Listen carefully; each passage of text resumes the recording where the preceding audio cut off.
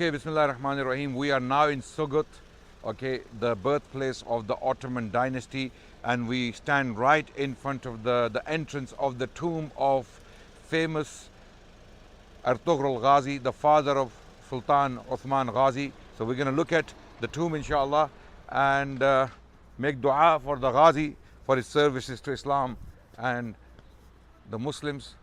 May Allah have mercy on him. May Allah give him Jannatul Firdaus. You can see Ertugrul Ghazi written on the gate. Sultan Ertugrul Ghazi became famous because of the Ertugrul series. A lot of people watched it in their own languages. It was translated, dubbed into many different languages. So we're going to go inside, inshallah, and we're going to look at Sultan Ertugrul Ghazi's tomb, inshallah. You can see here, this is the grave of Sultan Ertugrul Ghazi's beloved wife, the mother of Sultan Uthman Ghazi. Okay, this is Halimi Hatun. Okay, basically her name was Halima, and Hatun is Khatun, which means in Turkish the lady. Okay, so this is Halima lady or Halimi Hatun. This is the wife of Sultan Ertugrul Ghazi. She has a very humble grave. She is the one, literally, she is the one who gave birth to the Ottoman dynasty. How? Because she is the one who gave birth to the man after whom the dynasty is named Ottomans. Okay, the word Ottomans comes from the word Ottoman.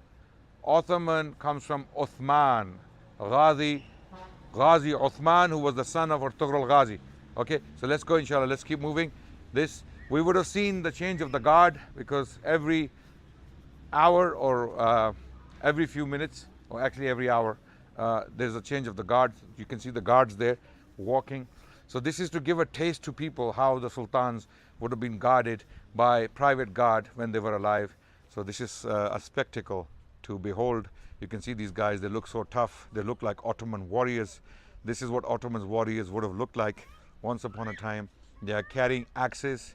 They are wearing very distinctive Ottoman hat, and they are walking towards the tomb, and they look very traditional. So this is basically an attempt to show what Ottoman soldiers, Ottoman guards of the Sultan would have looked like. Now today the Turkish government basically has made this a tradition. Those people who visit out of their respect to the Ottoman dynasty and Ghazi Ertugrul and his children, they witness the change of the guard on the tomb. Okay, this is basically a way to show Turkish government's respect for the Sultan and his descendants. So we're going to go inside, inshallah.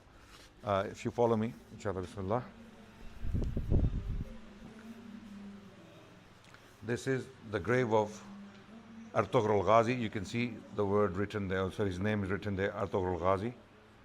Okay, and what you see in the boxes is the dust brought from different parts of the world where the Ottomans ruled. Yes, the dust is from the different parts of the world where Ottomans ruled. So this is dust brought from different lands, different parts of the world where Ottomans later on ruled for Islam. Okay, so subhanallah, this is a way to humble themselves to Allah subhanahu wa ta'ala, to show their humility, that places where he did jihad. yes, absolutely, absolutely, where they fought jihad fi sabilillah, the dust was brought from those lands, and this dust is put right next to his qabr for a point that, okay, these are the lands we went to, and this is where we shed our blood for the sake of Allah, for the sake of Islam. May Allah have mercy on Ghazi Ertugrul and bless him with Jannatul Firdaus. Ameen Ya Rab. And it were his children who went on to rule much of the world, from Europe to Asia to Africa.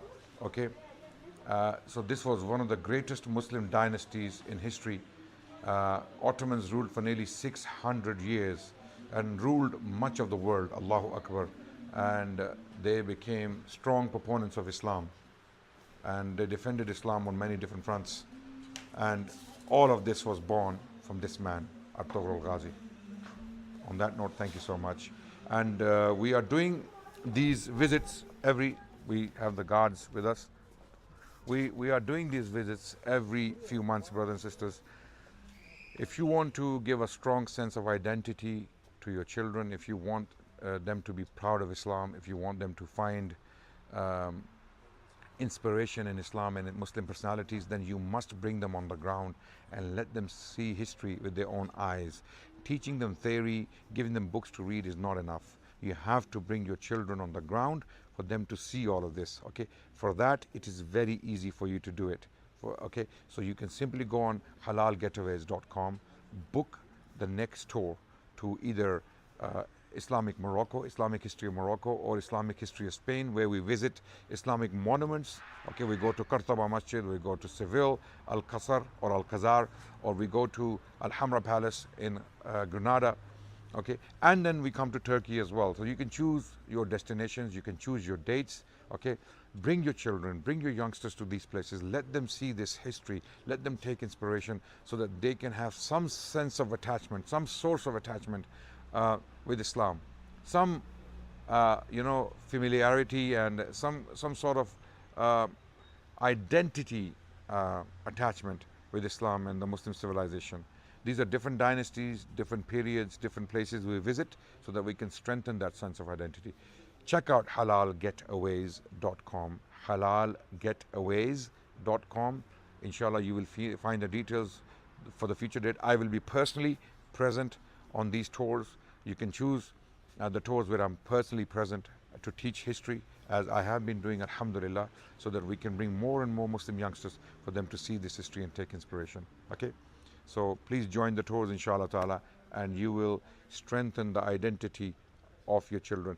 You know, it's very easy to complain about your children and the fact that they are playing games, computer games, and they are not interested in Islamic civilization or Islamic history. It's because they are not taught. It's because they don't know anything. Once they come here, they will not go back the same people. Thank you so much. Okay, Bismillah ar-Rahman ar-Rahim, brothers and sisters. Here we are in front of Ulu Jami. Ulu Jami literally means the great mosque, right? Correct? This mosque, this masjid is potentially the largest masjid in Bورصة. Bورصة is the Ottoman capital, and this is where victories would be celebrated. So this masjid, this great masjid, was built as a result of a great victory over Europeans in current day Hungary, where the Battle of Nikopoli was won by Sultan Bayezid Yildirim, Bayezid the First, also known as Bayezid the Thunderbolt, right? And he won this victory in 1396, and he declared that if Allah gives him victory in this battle, he will build 20 mosques in Bورصة.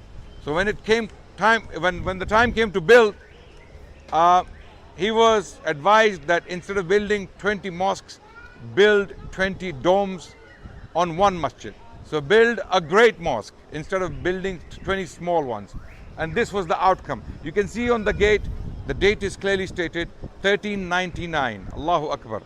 Okay, this is about 3 years before Sultan Bayezid was captured in the battle of, or as a result of the Battle of Ankara, when Timur or Tamerlane or Timur Lang, he's also known as Timur Lang, Timur the Lame, because he was lame in one leg. He was a great warlord from Central Asia. He wanted to revive the legacy of Genghis Khan, and he basically went pretty much everywhere fighting mostly Muslims and decimating Muslim cities and dynasties. He attacked the city of Delhi, the Delhi Sultanate, ruled by Delhi Sultanate, in 1398 and sacked the city. Then he made his way to the Ottomans, and near Ankara, this battle took place in 1402 when Sultan Bayezid the Yildirim was captured when he was actually besieging Constantinople. And Constantinople was already almost fallen. The Byzantines, the Romans, were getting ready to literally surrender the city when Timur turned up behind him. So he had to lift the siege, abandon his siege, and go and fight Timur, and then he was caught in battle and humiliated later on, and he died in captivity. Rahmatullah alayh, may Allah have mercy on his soul. Okay, And after he passed away, his sons fought for power for the next 10 to 20 years. Civil war between sons. Mustafa, we had Musa, we had Muhammad Chalabi, who actually became the next sultan, having defeated his brothers, right? Suleiman as well. Isa, Suleiman, Mustafa, Musa, and Muhammad Chalabi.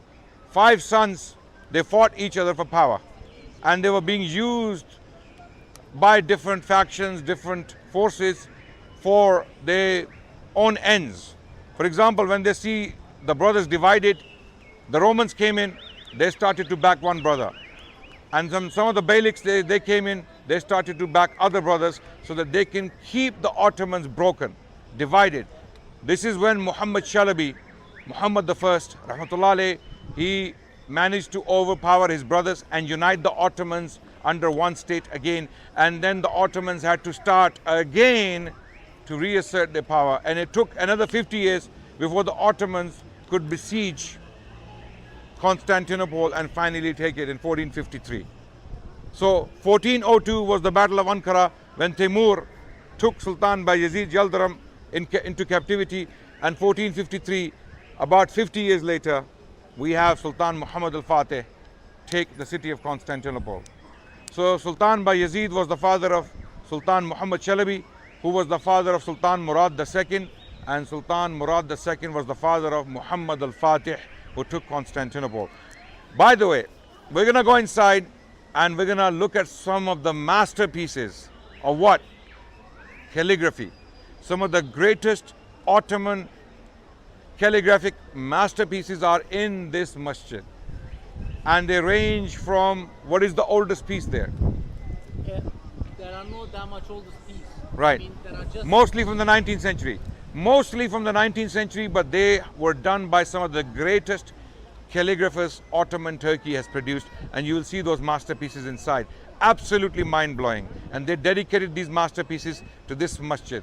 Also, we have the original member inside from the time of Sultan Bayezid. It is dated, and the name of the man who carved it or built it is also there. We're going to see it, inshallah. So let's not wait any longer. Let's go inside and check out the masjid and the calligraphy masterpieces and the member, inshallah. Let's go. Assalamu alaikum. Okay, Bismillah. We are now inside Ulu Jami, which was built in 1399. And I was going to mention that Sultan Bayezid was the son of Sultan Murad I, who was the first and the last Sultan to have been killed on the battlefield. Even though the battle was over, Sultan Murad had won the Battle of Kosovo in 1389.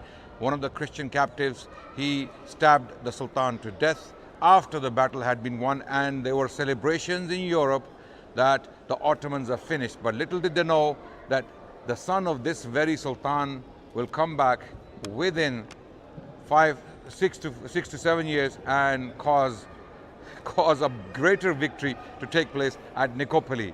And that happened in current day Bulgaria or Hungary, I don't remember. Sorry? Bulgaria. It happened in Bulgarian territory. It was Balkans, and this was a great victory. And as a result of this victory, Sultan Bayezid Yildirim, also Yildirim means the thunderbolt. He was called the thunderbolt because of the speed of his action, how he would move from place to place with his entire army. So he was like a thunderbolt. May Allah have mercy on him. And the calligraphy I was talking about outside, you can look at these masterpieces. They have been dedicated to this masjid. Inshallah, we're going to go around quickly. If you follow me, inshallah, because there is so much to see here. There is a lot of calligraphy. We will look at that, inshallah, later on. But one of the special places I want to show all of you is the minbar. The minbar is very old, from the 15th century. It was built for the masjid. It is a purpose-built minbar, and it has the, okay, there is someone praying here. Maybe we can, if you pass in front of it and then lift the bottle. Right, this is a very special minbar, and it is very old. It is as old as the masjid.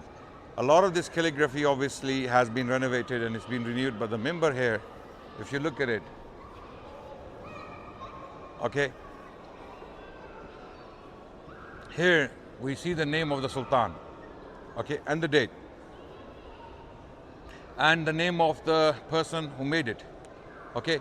But the name of the Sultan is clearly visible by Yazid Khan bin Murad Khan, okay, and the date is basically Tariq Batarikh Ithnain wa Thamanmiya. I don't know if you can see it. Can you see it? In the golden? You're looking at me. Yeah, in the golden. The last one, Alif. Can you see long Alif? Yeah. And then Ithnain. Okay, Ithnain underneath. Wa Thamanmiya. 1 meter. Okay, so this is 802 Hijri. This member was actually made in 802 Hijri, which is like what? 600 and nearly 22 years. Okay, 622 years old. So it's basically from the late 14th century, early 15th century. Okay, and it's still very much in its original condition. You can see.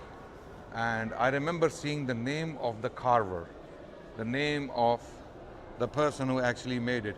This is a lot of wood pieces put together, and they were carved separately and then they were assembled together. Okay, so this is a masterpiece that survives to this day from the early 15th century or the late 14th century. Can you check what 802 corresponds to? Hijri, 1399. 1399. Exactly. Exactly, right? So this is the late 14th century. Allahu Akbar. And the technique is kundekari. Right. They didn't use any nail. They Okay. joined Right. pieces together. Yeah. And also, so believe it or not, there's a solar system on the other side. When you see the half domes, Right. when you recall from this side, Yeah. from Right. this side. Yeah. So Here. yeah. Look at the domes. Oh, so Solar system. this is like the solar system, the sun in the middle, and many planets around it. Subhanallah. So it's like the solar system. Yeah. It's like the solar system depicted on the member. This is where the Imam would climb up and then do the khutbah.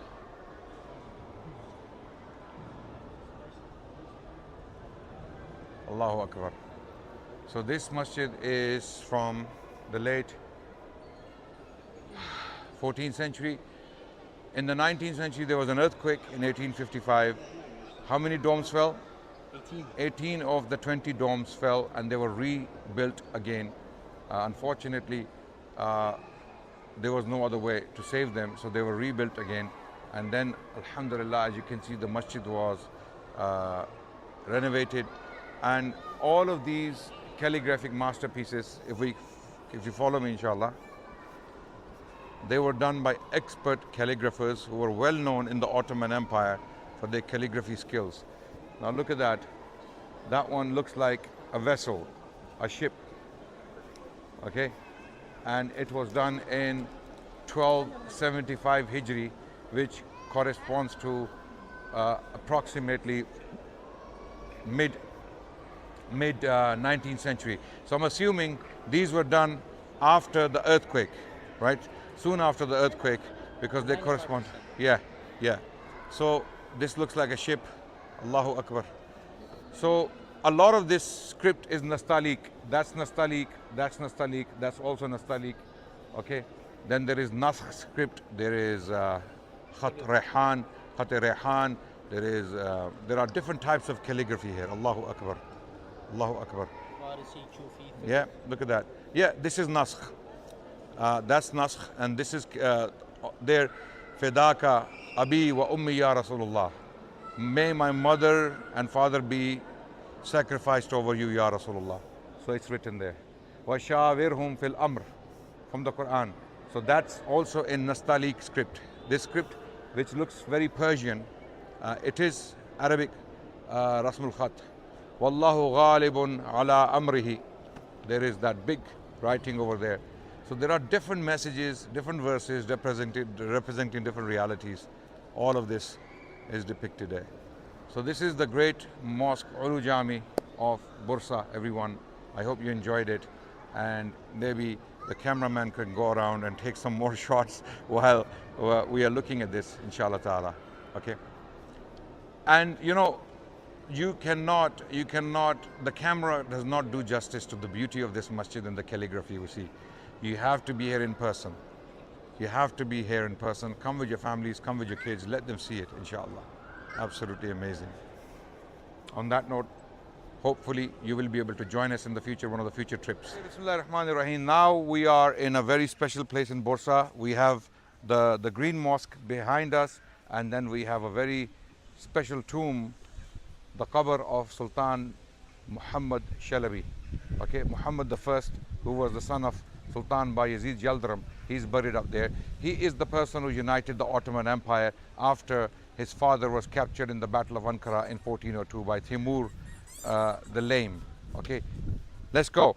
But this masjid is an absolute masterpiece. We will see the calligraphy on the masjid, which is going to blow your minds away. The gate is absolutely amazing. It's so beautiful. And this masjid was built in what year? 1421. 1421. So who is ruling at this time, 1421? This is Muhammad Shalabi, Sultan Muhammad the First, who is ruling at the time, and this is his masterpiece. Having consolidated the power his father left behind, because 5 brothers, they fought in this civil war, because Sultan Bayezid Yildirim was captured by Timur and he was taken away, he died in captivity. 5 brothers were fighting each other for power. Who were they? Musa, Mustafa, Isa, and Suleiman, and Muhammad Shalabi. 5 brothers. So Muhammad the First came on top, and he managed to basically subdue his brothers and unite the Ottomans under his leadership. And then was born to him Sultan Murad II, the great warrior, and his son was Sultan Muhammad al-Fatih. But this is an absolute masterpiece of Islamic architecture, Islamic art, and when you see the calligraphy on the gate, it's absolutely mind-blowing. Now, because this is Bورصة, this is very much Seljuk inspired. Because the Ottomans haven't yet taken Constantinople, they are still following the model, the Seljuk model in architecture. You can see this is very much Seljuk period style. And this calligraphy is absolutely magnificent. Okay, this is Kufic script. This is a different script to this script. As you can see visibly, there are both different scripts. This is Kufic, later Kufic, and this is, if I'm not mistaken, this is Naskh. This is Naskh script. Okay, so this is Naskh, which is a type of Arabic script. This is Kufic. And on the gate there, you can see, if that is the Quran, I'm not sure. It's not. It's possibly a declaration with the name of the Sultan himself. Okay, yeah, it's the name of the Sultan and a declaration in his name, Allahu Akbar. And this is a masterpiece. This is one of the most beautiful masjids in the Ottoman Empire, in my opinion. Okay, why am I saying this? Is the Blue Mosque not more beautiful? Is the Suleymaniya not more beautiful? The great mosque we just saw with all those masterpieces of calligraphy, they are all beautiful. But what you see here is just unprecedented. It's very different, very pure, very Seljuk. Not that other stuff is impure, astaghfirullah, but I'm saying this has a different type of beauty to it. So this is amazing. We're going to go inside the masjid, inshallah. Yeah. Before going inside, I can show you this. So this is the exact date that the Mehmet Çelebi died, 1421. Okay, so, and the mosque, I mean, this was not built as a mosque before. I will let you know. It's a like half governmental building. Then they converted to the mosque. I will show you the, like the proof inside. But before that, they were already finished. So this is the thing, Muhammad Çelebi. So Mehmet Çelebi, Mehmet the First, he died 40 years before he completed his own tomb. All right? And he died and they buried him right there. And you can see like they didn't even finish writing the calligraphies. When he died, they stopped doing this to respect and love of him. See? Like some of the places are still not carved. Yes. And this is the respect and love of him. You got it? No, why would they stop out of Because he's the one who was funding it? No. yeah, I mean, you can see that parts of it were started and they were not finished. Subhanallah. You see? Yeah. You see the third one? Yeah, it was started and it was not finished. Yes. Got it? So- To make us know that they were loving him so much, they even kept whatever they are doing, they were so upset because he died. They didn't even complete, but it's 99% completed location. So this is an absolutely beautiful masjid. Now it's a masjid. Let's go inside and have a look, inshallah.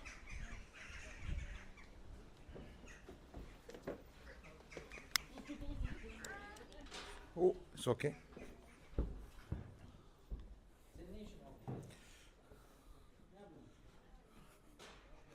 The mihrab is one of the best decorated mihrabs possibly in the world inside this masjid. We're going to look at it in a minute, inshallah. The tile work in this masjid is mind-blowing. Allahu Akbar. This is one of the most beautiful mihrabs in the world. If you look there. This is how it called. It is the most beautiful tile. Yeah, absolutely. If you take it from here. Allahu Akbar. The tile work in this masjid is absolutely mind-blowing. And we have the year stated on top. Awakhir fi Ramadan al-Mubarak Sana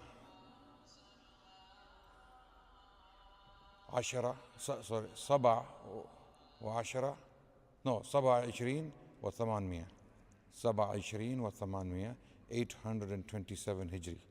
That's the year on top there. Okay. قد تم هذه النقش العمارة بيد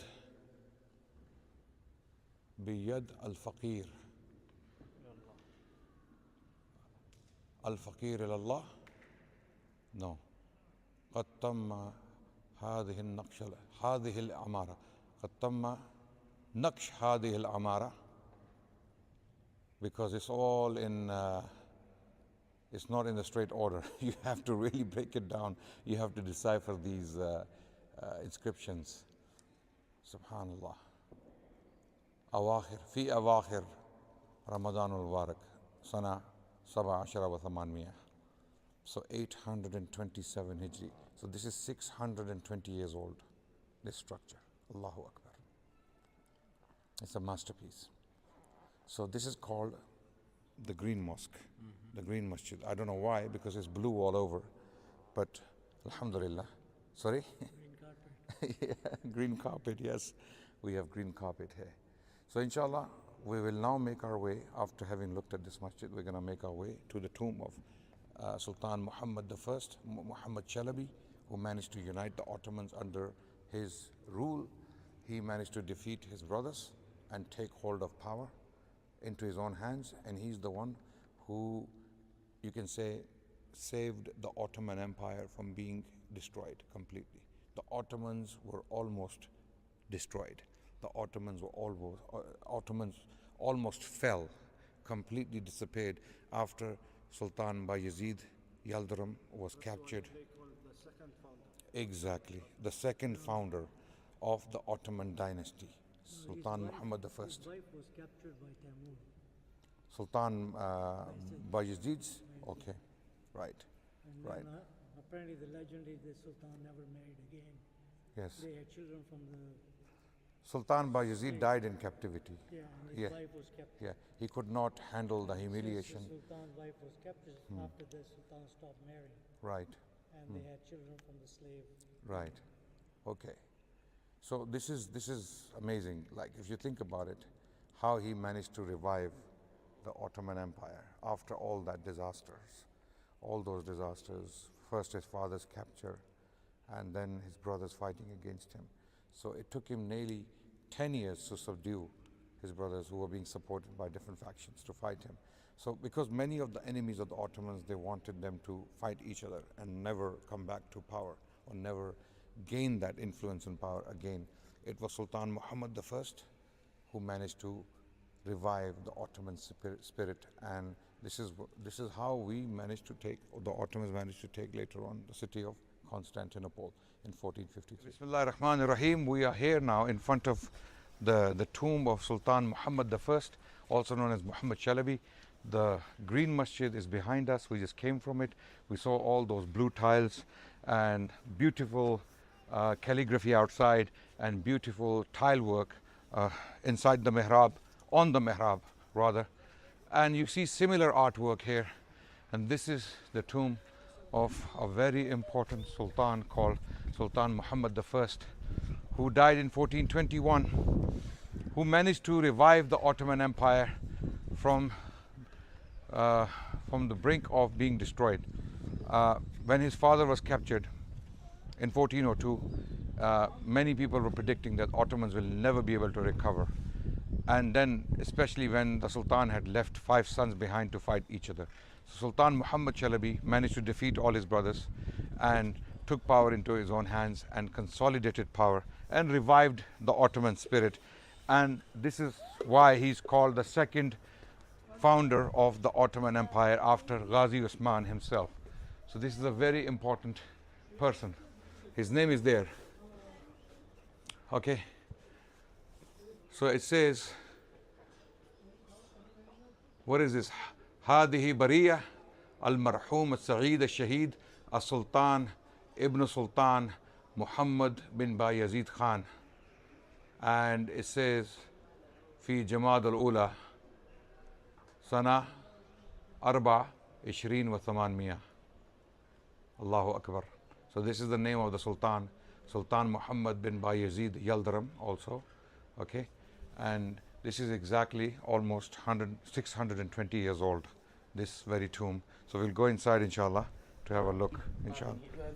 Okay, we can go? We can take with... This is the only place, and also Murad II. Okay.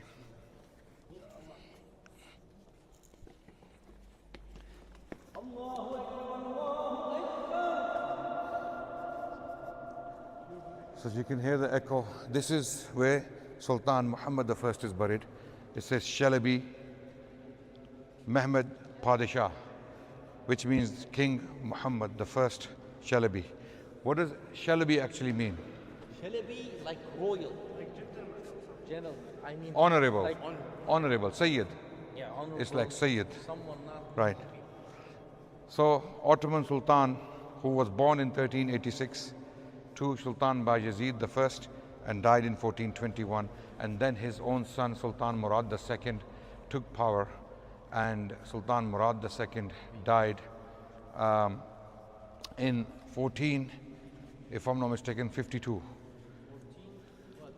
Sultan Murad II, 1451, yes? 1451.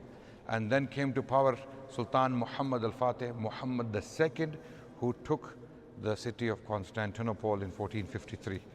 Okay, so you can see many princes are buried. How do we know? This is Shahzadeh Mustafa, the son of Sultan Muhammad I. Again, Shahzadeh Mahmud. Shahzada means the son of the king, basically, in the Persian language and also in Turkish. Then we have the daughter of Sultan Muhammad al-Fatih, Daye Khatun. Then Aisha Khatun, which is Aisha Khatun, right?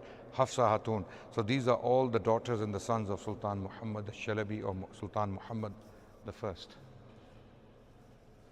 So there is like a mihrab, it's beautiful tile work. Okay. Yeah. Right. So this is from the 19th century. No. Oh. The Shafiq. same writing, Yeah. like huge one Yeah. in great one. Yeah. Same as writing. Okay, same type of writing. Yeah, same type of writing. Subhanallah, this tile work is absolutely amazing. It's mind-blowing. So, inshallah, we'll go around. May Allah have mercy on these people and accept them in Jannat al-Firdaus and accept their sacrifices and great deeds for the sake of Islam. They served in their own capacities. So this is another daughter, Selçuk Hatun, daughter of Sultan Muhammad I. So pretty much these are all his children buried around him. Sultan Muhammad I and his children buried next to him. So inshallah next we will be looking at other places in Bursa such as the tomb of Sultan Murad II, the tomb of Sultan Uthman Ghazi, the tomb of Sultan Orhan, and we will see the guards changing as well. That will all be tomorrow inshallah. Until then, Assalamu alaikum. Bismillahir Rahmanir Rahim, everyone. I am in Bursa and I am visiting a very special museum in Bursa. It's called the Conquest 1326 Panorama Museum. This is one of the biggest panoramic museum in Turkey, if not in the world. And it is, inshallah, you're gonna like it. You're gonna absolutely be blown away by what they have up there. We're gonna go up there. But before we do that, there is a kind of gallery that shows you the history of the Ottomans chronologically. This person is not Ottoman, of course. He's Turkish, and he was one of the greatest historians of the Ottoman Empire. His name was Halil Analgic, or Khalil Analgic, but Kha is not pronounced in Turkish, so it's Halil Analgic, and he lived up to 100 years from 1916 to 2016. So this is a tribute to him. Okay, so this is how the Ottoman story begins, right? This is Ertugrul Ghazi with his tribe, okay, moving into northwestern Anatolia, which was the buffer zone between the Turkic beyliks or chiefdoms throughout Anatolia and the Roman Empire. But Ertugrul Ghazi and his Kai tribe, they take this land, this territory between 1260 to 1299, okay? Here you see Ghazi Usman, Ertugrul Ghazi's son, sitting with one of the sheikhs called Sheikh Adab Ali. Ghazi Ertugrul had advised his son to be very, very kind to Sheikh Adab Ali and do not hurt him, do not disobey him, because he is our sheikh, basically. So this is a depiction of Ghazi Usman sitting with his sheikh. Ghazi Usman is the person whose name is basically, the Ottoman Empire is named after him. It's Ottoman from Ottoman, and his name was Uthman. So from Uthman it became Ottoman, the Ottoman Empire, or the Uthmanic Empire. So this is Ghazi Uthman. This is the first time when khutbah was read in his name by the sheikh from the mimbar, okay? So this is that depiction, okay? When Ghazi Uthman became the ruler and he created a state from a chiefdom, the Ottomans went into state creating because they were dealing with the Romans, right? This is a very famous battle depicted here. This is one of the first major battles between the Ottomans and the Byzantine Empire or the Roman Empire. This battle took place in 1302. It's the Battle of Yalakova, or also known as Baphius, the Battle of Baphius or Baphius, okay? So this is another battle which the Ottomans fought in 1303, okay, near Bursa, which was called Prussia in the past previously.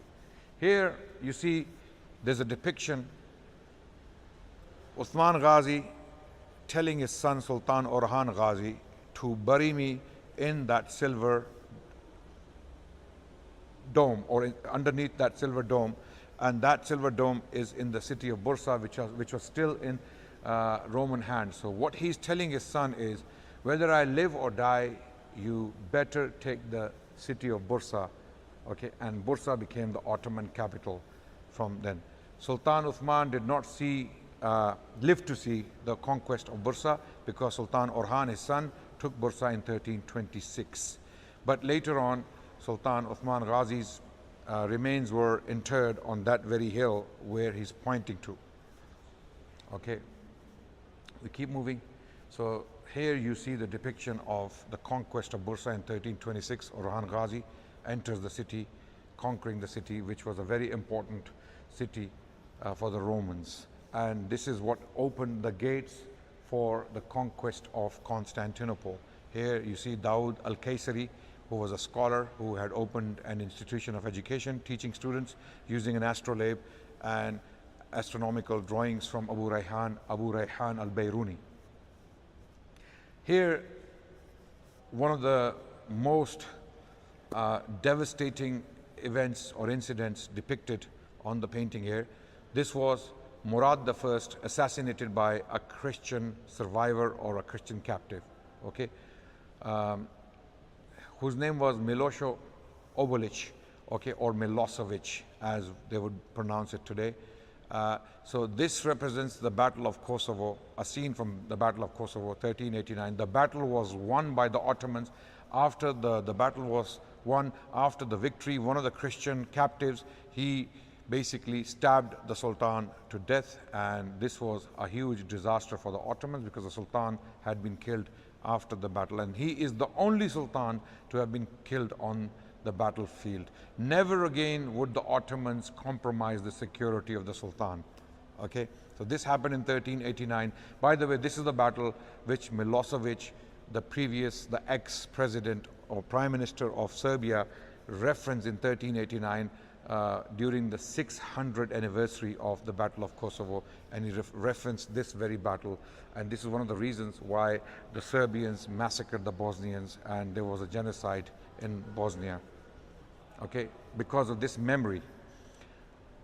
Then we have Sultan Murad the First son, Bayezid Yildirim, or Bayezid the Thunderbolt, who took power into his own hands, and then he carried on the mission of conquest. And he had a very important victory at Nicopolis in the Balkans, and you can see him in front of the walls of Nicopolis. This victory took place in 1396, and because of this victory, the Sultan, he vowed that he will build 20 mosques. If Allah gives him this victory, he will build 20 mosques in Bursa. But instead of building 20 mosques, they built a grand masjid called Ulu Jami. Ulu Jami means the grand masjid with 20 domes. So instead of building 20 small mosques, the Sultan decided, after having been advised, to build one masjid with 20 domes, and this masjid still stands to this day. We visited it yesterday. You can check out the vlog. Here the Sultan is seen supervising the construction of Ulu Jami, the Grand Mosque, after the conquest of Nicopolis in 1396. This masjid was completed in 1399. It stands to this day, alhamdulillah. We were there yesterday. Here you can see the sword is being given to Sultan Muhammad Shalabi, who became the Sultan after his father, Sultan Bayezid Yildirim. Sultan Bayezid was captured after the Battle of Ankara in 1402. Timur or Timurlane or Timur the Lame had attacked the Ottomans. There was a battle at Ankara, and Sultan Bayezid the first was captured, and then his son Muhammad Chalabi defeated all his brothers and became the Sultan and consolidated Ottoman power and revived the Ottoman state after nearly being destroyed. So here you can see Muhammad I depicted in front of his tomb. This is the tomb he himself supervised, and you can see him here supervising the construction of his own tomb, and he would be buried in it later on. Okay, so he died 40 days before the tomb was completed, or after, I don't remember, and he was buried inside the tomb. And this is Sultan Murad II, Sultan Muhammad I's son, Murad II, who was the father of Sultan Muhammad al-Fatih, and he is sitting with his sheikhs, or some Muslim scholars. So the story of Bursa ends here with Sultan Murad II, because he was the last Sultan to be buried in Bursa. Okay, so there are 6 sultans altogether buried in Bursa, and after the conquest of Constantinople, all the sultans were buried in Constantinople, not in Bursa. So which sultans do we have buried in Bursa? Sultan Uthman Ghazi, the first Ottoman sultan officially, then his son Sultan Orhan Ghazi, then his son Sultan Murad I, and then his son Sultan Bayezid I, and then his son Sultan Muhammad I, Muhammad Chalabi, and then his son Sultan Murad II, and Sultan Murad's son was Muhammad al-Fatih, who is now buried in Al-Fatih in Istanbul or Constantinople. We visited his tomb in the last vlog. You have seen it, and we know why that spot was so important, why he chose to be buried there. Okay, so on that note, we're going to go to the Panoramic Museum, inshallah, look at it upstairs, how the siege of Bursa would have looked like in 1326, So let's go to the panoramic museum, inshallah. Okay, everyone, we are here now. We're going to strike our own coins. The coins belong to, the die belongs to Sultan Orhan Ghazi. And look, this is how the coin is struck. Brother Hamza, look at us and tell us what you're doing. No, wait, before you strike. Okay, wait. One strike or multiple strikes? One strike. Or usually there is, okay, can you take the coin out? Okay, so the coin is blank. Okay, what they would do back in the day, they would use hot silver or warmed silver because it becomes soft, right? They would cut a piece like this back in the day, okay? Then they would have dies like this. They would put the coin in there and then you take a die on top, okay? Place the coin in the middle, please, making sure that the coin is, so you use this die, and Brother Hamza is now going to show us how the coins were made. So you strike it once and then you strike it the second time hard, yeah? 1, 2, okay, now. Okay, let's see what you have done to your coin. I think you moved it. You moved the die slightly. Let's see what came out. Okay, look at this. Okay, Orhan Ghazi. Sultan Orhan Khan is written, and this is again from the museum, right? So this is a very nice experience to strike your own coin. You have done exactly what those die makers used to do to coins. Alhamdulillah. So now, so Auntie, you have to strike it hard, okay? And keep your hands on it, but don't don't hit your hand, yeah, please. 1. That's it. One more. It's not hard. Okay. Move your hand, please. Can you hold? No, you hold it. I'll do it. I'll do it. Yeah, this is what you call an Ottoman strike. Wow, this is beautiful. So this is how Ottomans would strike their coins. It says Orhan Khan. Okay, Orhan. It says Khalladallahu mulkahu. It says Orhan Khalladallahu mulkahu. Okay. More. He's gonna do it for you. Okay. Wait. Can I do it? You have to hold it. You have to hold your hand. Okay. I don't want to strike my hand. Bismillah, Allahu Akbar. Let's see what happened there.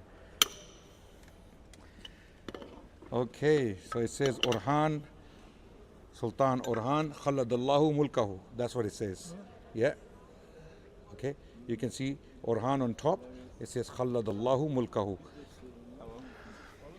So everyone, this was an experience to strike coins. Now there's another example. Let's see what this Ottoman does with the coin. Okay.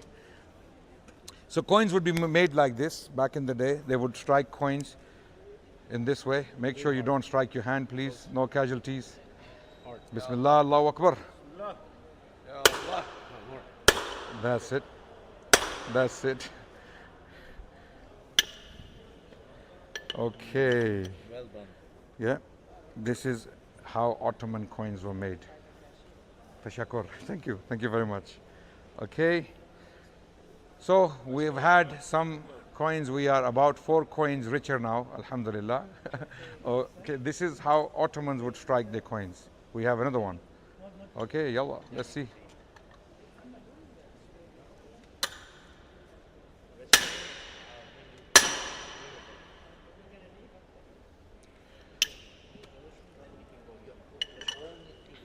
So each die on average would strike 200 to 300 coins, and then a new die would have to be used, because a die cannot strike thousands of coins, because obviously the die is made of metal, and having struck 200-300 coins, the die kind of fades away or starts breaking. That's why a new die has to be used for the next batch of coins. So I hope you enjoyed it. This is the museum. We went through the chronological journey of the Ottoman Empire in Bورصة. We looked at the museum upstairs, the panoramic museum, and then we struck coins, Ottoman coins. Alhamdulillah. We're going to make our way to Sultan Uthman Ghazi's tomb, and we're going to see how The guards are changed every hour. It's a spectacle. Assalamu alaikum. Okay, everyone, we are at the tomb of Osman Ghazi, the founder of the Ottoman Empire, the Ottoman dynasty, and we are at the tomb and we're going to see the change of guard. It's a spectacle. Let's watch what happens. So you see them coming from the distance. They are coming to now guard the tomb of Sultan Osman Ghazi, and the ones who are already on guard will exchange their places with them. So they are dressed as Ottoman soldiers, as you can see, with the swords, even the rings, and so now there are two guards already there on duty. They're going to exchange places.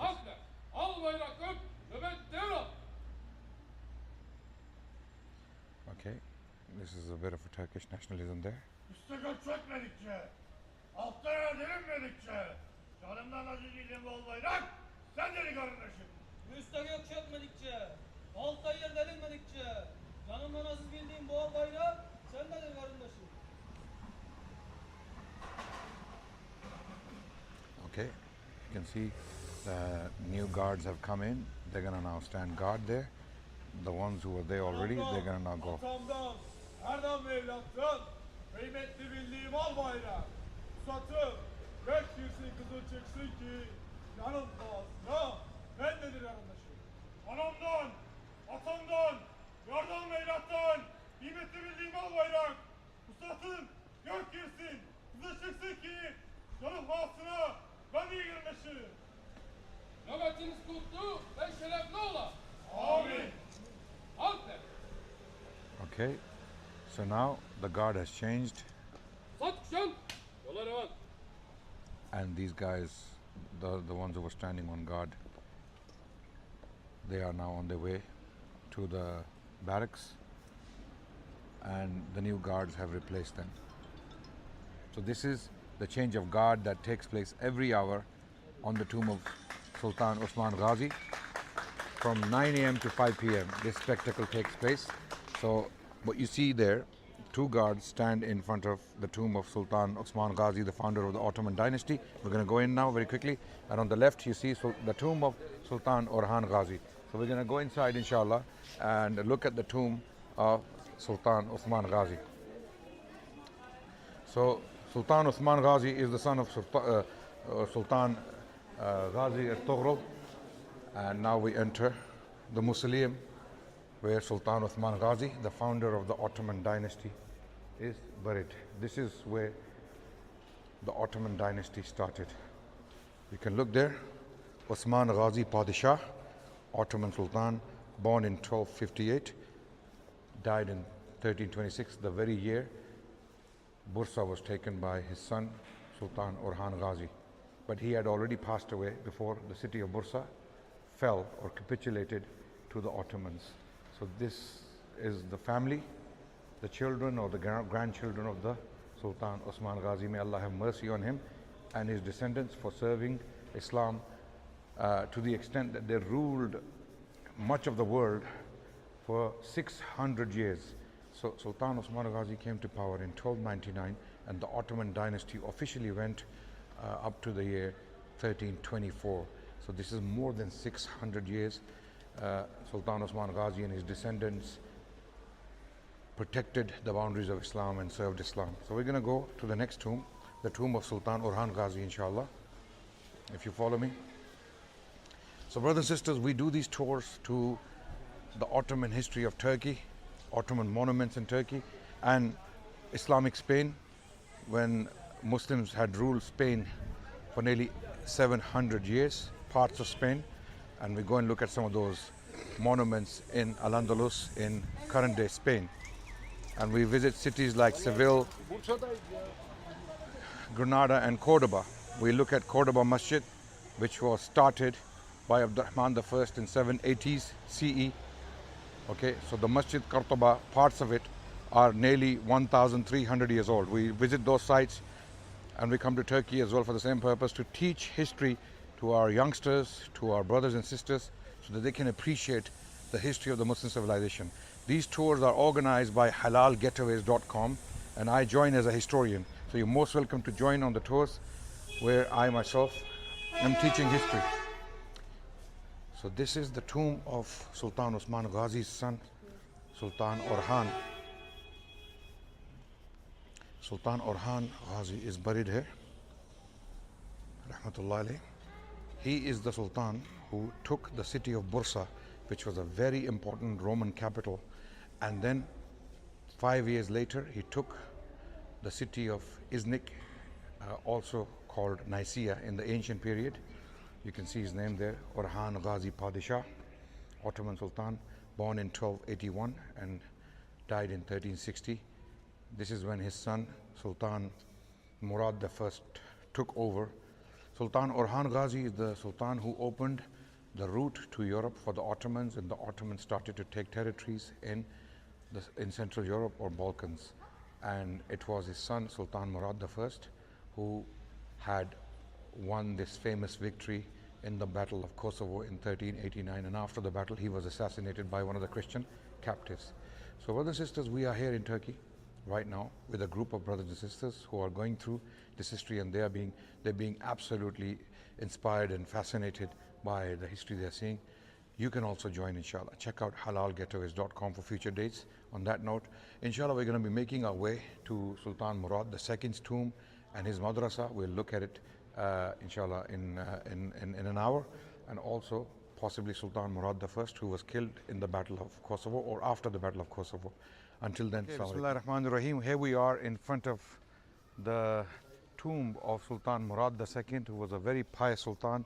He's left specific instructions that bury me in humble settings, and this is the father of Sultan Muhammad al-Fatih, the last sultan to have been buried in the city of Bورصة. And in this complex there are many important princes and princesses are buried. Mahidevran, the famous wife of Sultan Suleiman the Magnificent, is also buried here. The mother of Mustafa, who was killed by the Sultan because he was accused of starting or possibly initiating a rebellion against his father, and Sultan Suleiman decided to execute him. So this is the very humble qabr of Sultan Murad II. He had left instructions that leave my grave open from the top. Okay, so this is why you see the grave is open from the top. There is mud on top. This is a very humble qabr.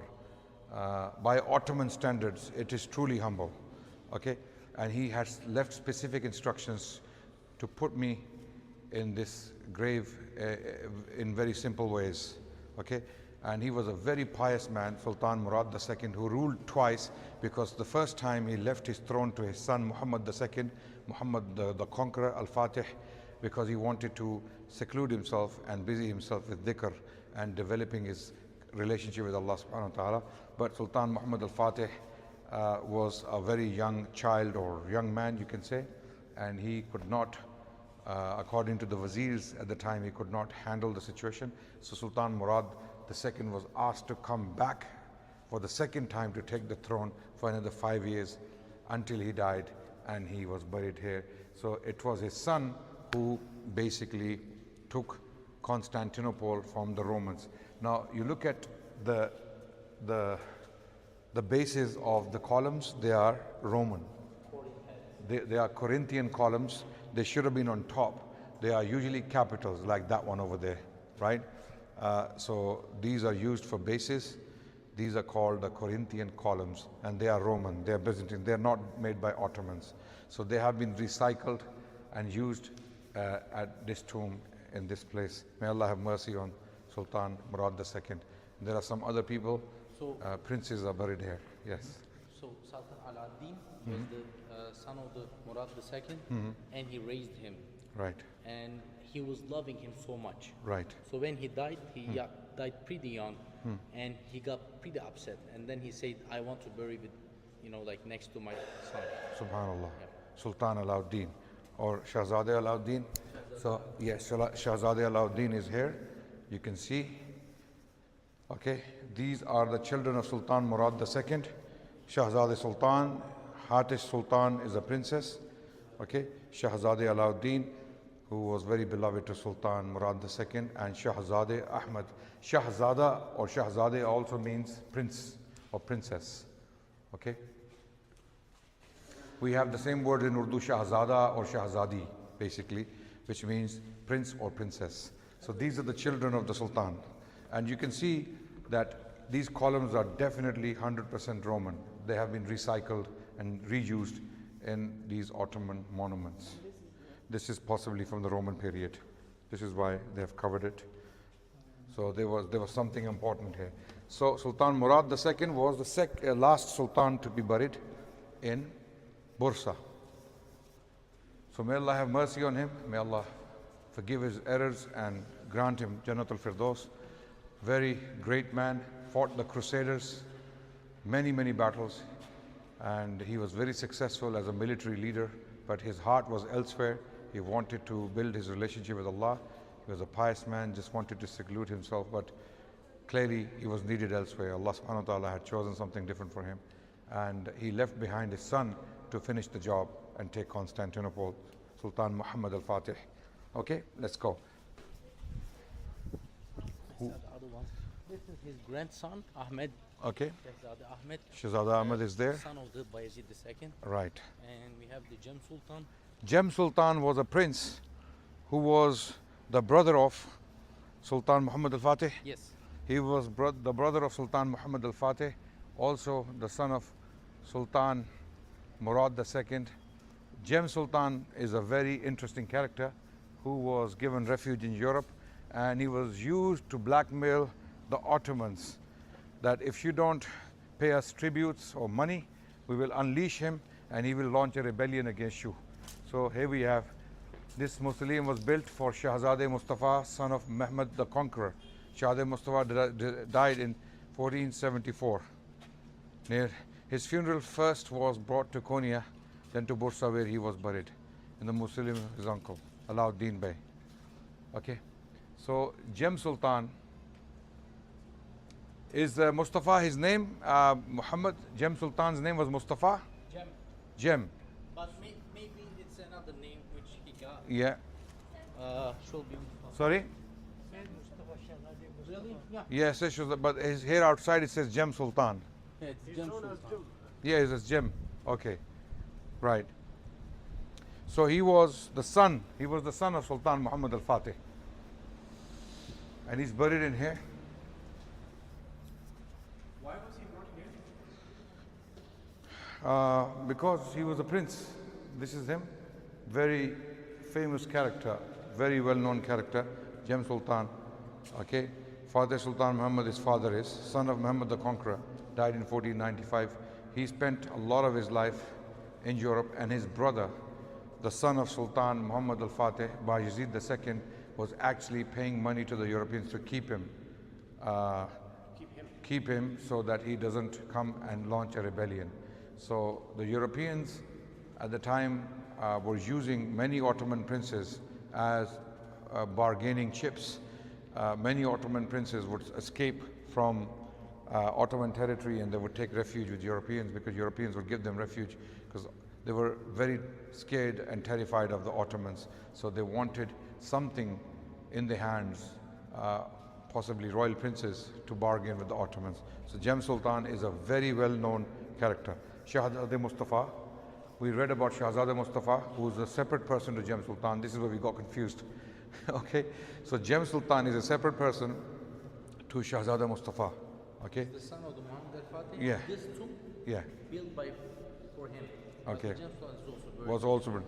Then Shahzada Abdullah, son of Bayezid II, grandson of Sultan Muhammad al-Fatih, Shahzade Alim Shah. Alim Shah was also a grandson of Sultan Muhammad al-Fatih. So I'm assuming their graves are kept simpler in honor of Sultan Murad II, because his grave is very similar to this, and their graves are left open from top. Okay, so these are the tombs of Sultan Murad II and some of his children and grandchildren. May Allah have mercy on them and forgive their mistakes and errors. And this is very important history for us to remember, so that we can, inshallah, take inspiration from these characters who came before us. They did a lot for Islam and Muslims. Alhamdulillah. But the architect is beautiful. Yeah, architecture is absolutely amazing. They have tiles. So now, inshallah, we will make our way to Sultan Murad I, who was killed after the Battle of Kosovo in 1389. And this is where our journey in Bursa will end, and then we will make our way to Istanbul, and we will do some more vlogging from Istanbul for you to see. And you can be here on the ground with us on next trips, inshallah ta'ala. For that, you can go and check out the future dates, halalgetaways.com, inshallah, halalgetaways.com. Assalamu alaikum. Here we are in front of the tomb of Sultan Murad I, the Shaheed Sultan, who was killed after the Battle of Kosovo in 1389. The battle was won, and Sultan was on the battlefield, examining the battlefield, when one of the Christian crusaders, one of the captives, he stabbed the Sultan and he passed away. Rahmatullah alayh.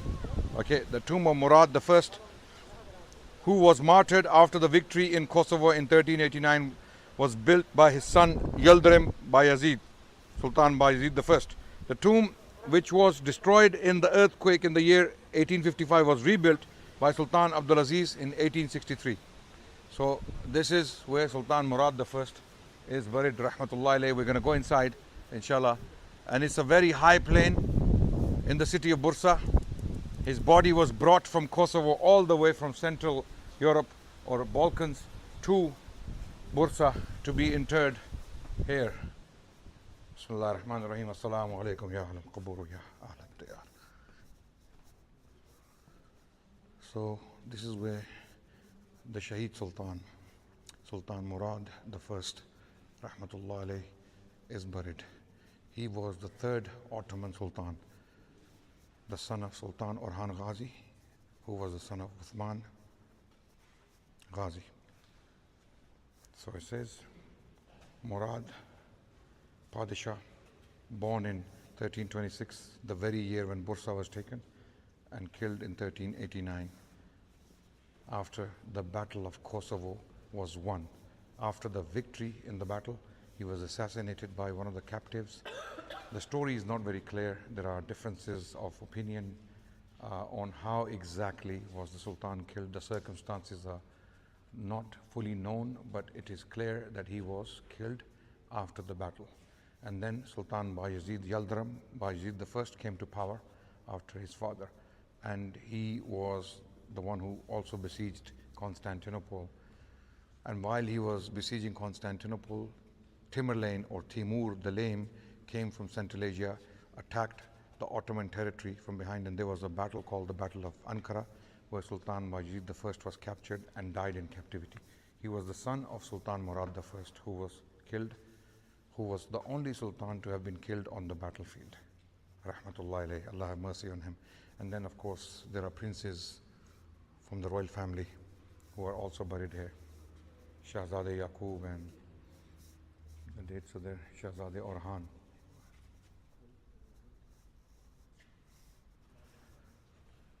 So we ask Allah subhanahu wa ta'ala to give them Jannatul Firdaus for their hard work and sacrifices.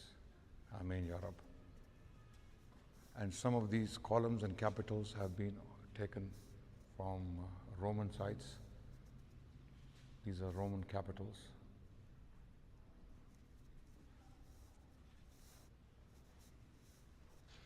So inshallah we will make our way to Istanbul now and visit some of the sites in Istanbul. Until then, Assalamu alaikum wa rahmatullahi wa barakatuh.